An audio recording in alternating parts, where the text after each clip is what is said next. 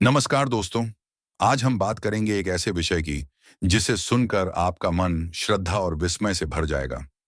आज हम जानेंगे हनुमान जी की उन 8 दिव्य शक्तियों के बारे में जिन्हें अष्ट सिद्ध कहा जाता है।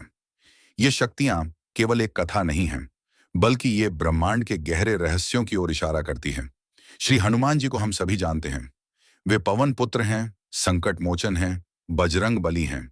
रामायण में उनकी वीरता, भक्ति और बुद्धिमत्ता के अनेक प्रसंग मिलते हैं। लेकिन क्या आप जानते हैं कि उनकी शक्ति का असली स्रोत क्या था? वह था उनका अटूट समर्पण, उनकी निस्वार्थ भक्ति और उनका आत्म संयम। रामायण में एक बहुत महत्वपूर्ण पंक्ति आती है, जिसे हम सब हनुमान चालीसा में भी पढ़ते हैं। उसमें कहा गया है कि हनुमान जी अष्ट सिद्धि और 9 निधि के दाता हैं। यानी वे खुद इन शक्तियों के स्वामी हैं और दूसरों को भी ये शक्तियां देने में समर्थ हैं। अब सवाल यह उठता है कि आखिर ये अष्ट सिद्धि क्या हैं, इनका क्या अर्थ है और इनका हमारे जीवन से क्या संबंध है। आज इसी विषय को हम विस्तार से समझेंगे। अष्ट सिद्ध, 8 दिव्य शक्तियां।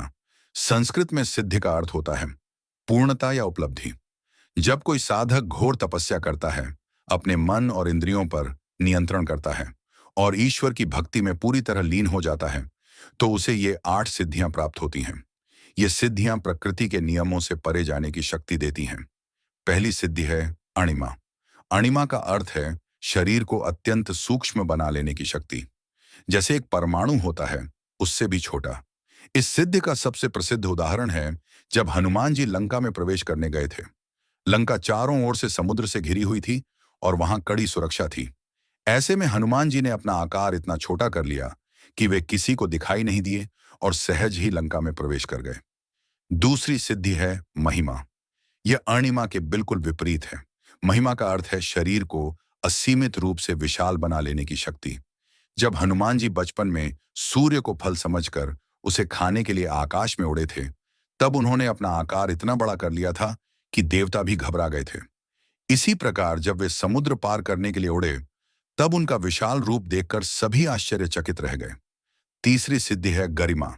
गरिमा का अर्थ है शरीर को इतना भारी और अटल बना लेने की शक्ति कि कोई भी उसे हिला न सके। इस सिद्धि का एक बहुत रोचक उदाहरण महाभारत में मिलता है। जब भीम वन में घूम रहे थे और उन्हें एक बूढ़े वानर की पूंछ रास्ते में पड़ी मिली। भीम ने अहंकार में उस पूंछ को हटाने की कोशिश की, लेकिन वे अपनी पूरी शक्ति लगाने के बावजूद उसे 1 इंच भी नहीं हिला पाए। वह वानर और कोई नहीं, स्वयं हनुमान जी थे। चौथी सिद्धि है लागिमा।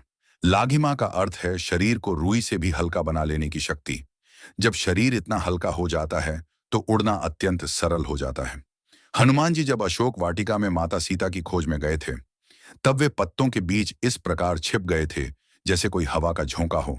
उन्होंने न कोई आवाज की और न कोई हलचल। यह लागिमा सिद्धि का ही प्रभाव था।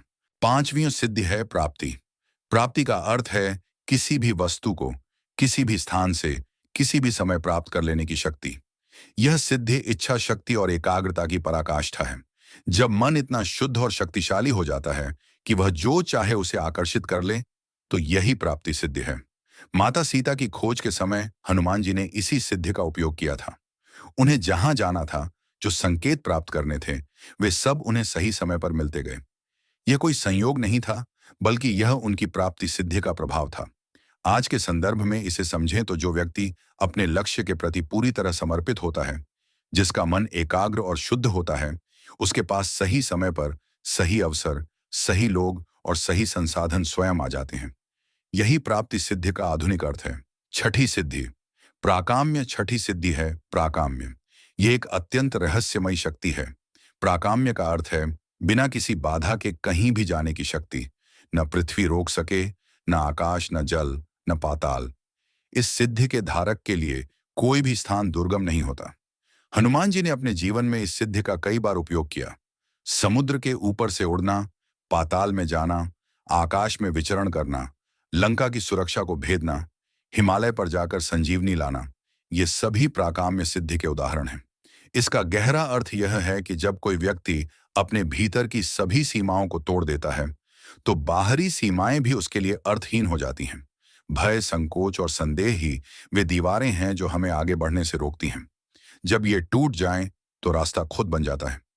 सातवीं सिद्धि ईशित्व सातवीं सिद्धि है। ईशित्व यह शक्तियों में सबसे गहरी और सबसे दिव्य है। ईशित्व का अर्थ है ईश्वर के समान नियंत्रण की शक्ति, जीवन और मृत्यु पर अधिकार, प्रकृति की शक्तियों पर नियंत्रण।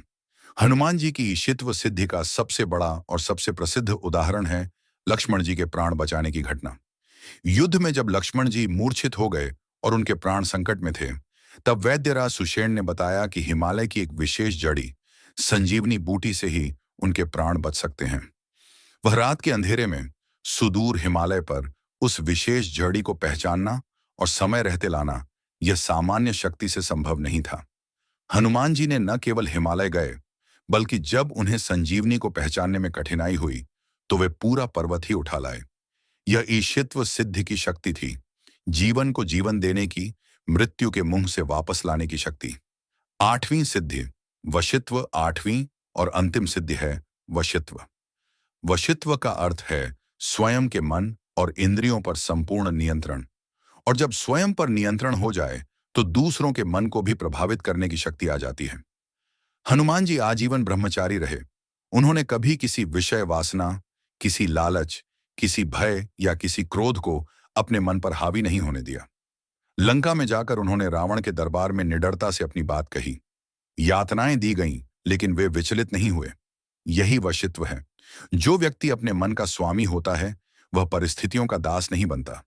वह संसार की हर चुनौती का सामना शांत चित्त से कर सकता है। यही वशित्व सिद्धि का जीवन में व्यावहारिक अर्थ है।